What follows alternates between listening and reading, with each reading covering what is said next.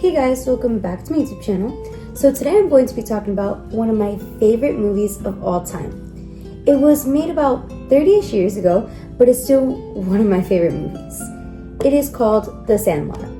I'm sure most of you have seen it, but if you haven't, I definitely recommend you to go watch it because it is just one of the most lively, fun, and comforting movies I have ever seen in my life. Like, I love it so much.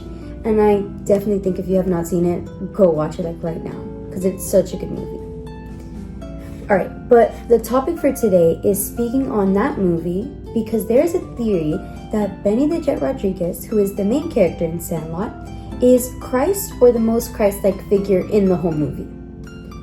So I heard this theory on Instagram and I felt that I should definitely talk about it because it is one of my favorite movies, but I know that it's still kind of a popular movie that I'm sure a lot of people have seen, and it's just a really fun topic that I thought would be a great topic for today.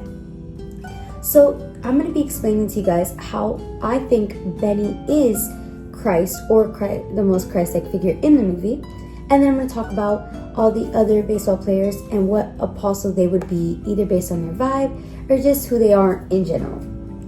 Alright, so let's get into it.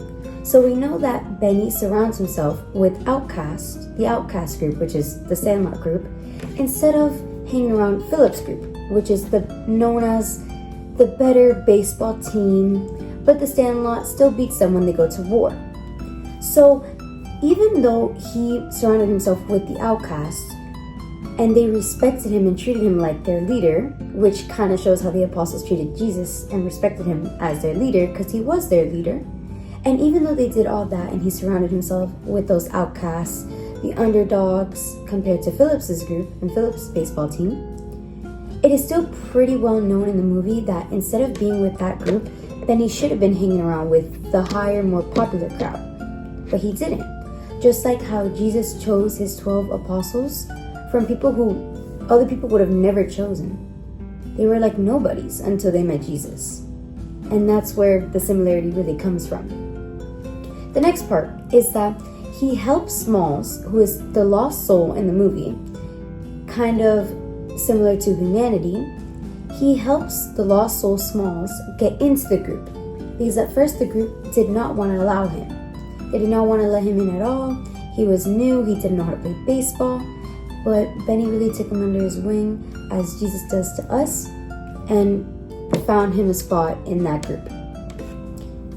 Then Smalls shows his humanity and how he is the human character in this movie when he gets them into a pickle, and Benny, aka Jesus, gets them out of that pickle by sacrificing his life, going over the fence where the beast is, aka Satan, and he risks his life, goes over the fence to get back Smalls' stepdad's ball signed by Babe Ruth, which is kind of similar to how Jesus risked his life, sacrificed his life for us on the cross, just like Benny did for Smalls to get his ball back. And finally, Benny had a counsel from a spirit who gave him advice on what to do, just like how God does for us. So those are my 4-ish facts on why I think Benny is Christ or the most Christ-like figure in the movie. Now I'm going to explain to you guys who the other people are and who they are as the apostle, and that's what I'm going to explain right now. So Benny is the Christ-like figure. Smalls is the human figure because he gets them into a pickle, which Benny gets them out of, and he wasn't able to get into the group without Benny.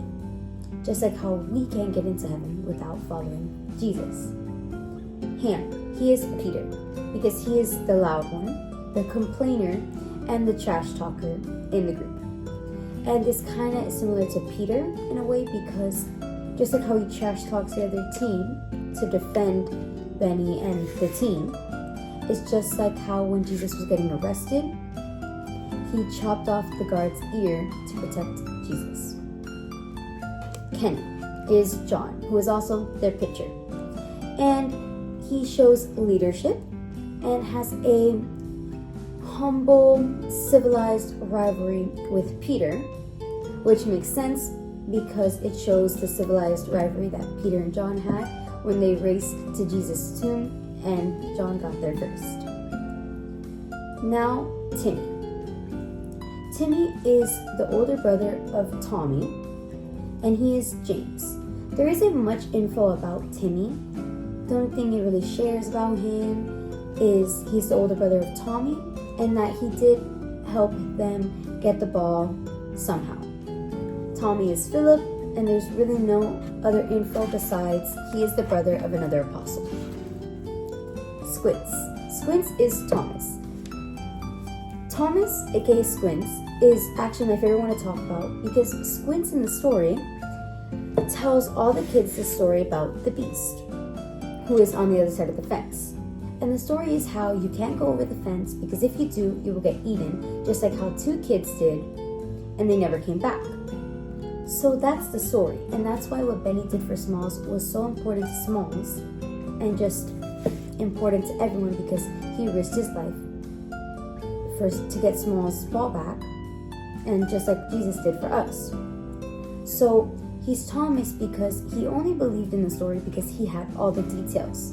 Just like how when Jesus rose back from the dead and went to go see all the apostles until he would ascend into heaven, Thomas didn't believe that Jesus had resurrected until he was able to feel his wounds.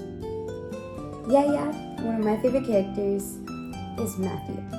And there's not really much info on that besides he just has the vibe of Matthew did before he followed Jesus, because before Matthew followed Jesus, he was a tax collector. So Yaya just gives off the tax collector vibe, and that's why I think he's a perfect fit for Matthew. And finally, Bertram. Bertram is the last and final player on the team, and he is Judas. The reason being, he made very poor decisions in giving the kids tobacco at the fair, which ended up in all of them throwing up after going on a ride. And he was easily influenced in the future, because at the end of the movie it explained how Bertram got really into the 60s and he was never heard from again, just like nobody heard from Judas again after he betrayed Jesus. Alright guys, but that is all I'm going to be talking about today. I hope you guys enjoyed this topic just as much as I did. It was really fun for me to talk about, especially it being how much I love this movie. I just really went with the flow and remembered everything I watched, and it was just really fun to talk about with you guys. Alright guys, but I hope you guys have a great rest of your week, going into your weekend, and I'll see you guys for the next video. Bye!